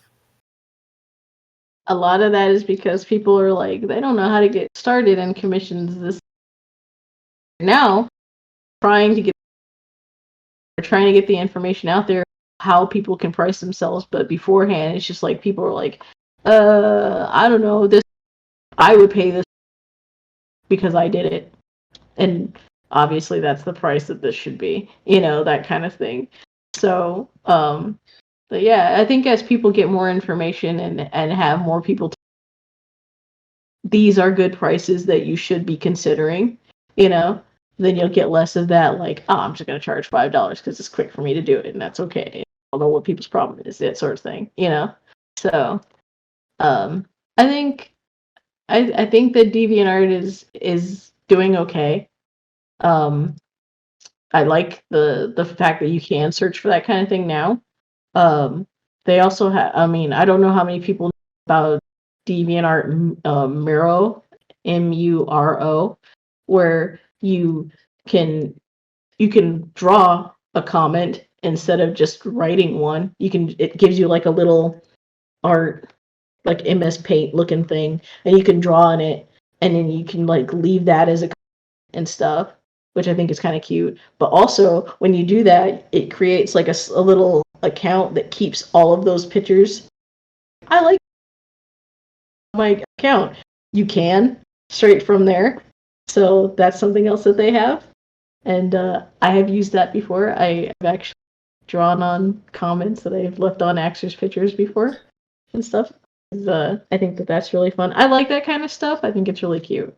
But yeah. So it's just a matter of time before other social media platforms steal that ideas from them And then Yeah. nobody has to use Deviantart anymore again.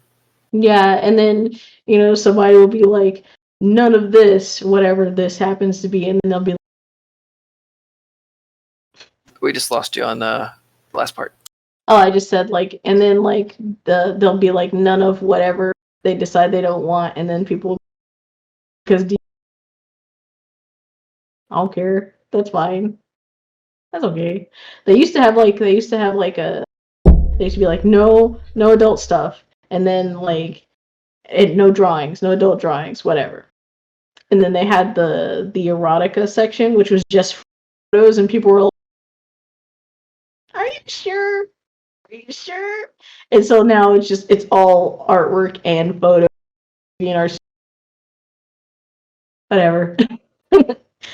As long as we can't actually see anything that's like very like obvious what's going on, you can do the, oh, I'm eating a banana, or oh, hey, I'm playing this guitar very aggressively, kind of that, that sort of thing.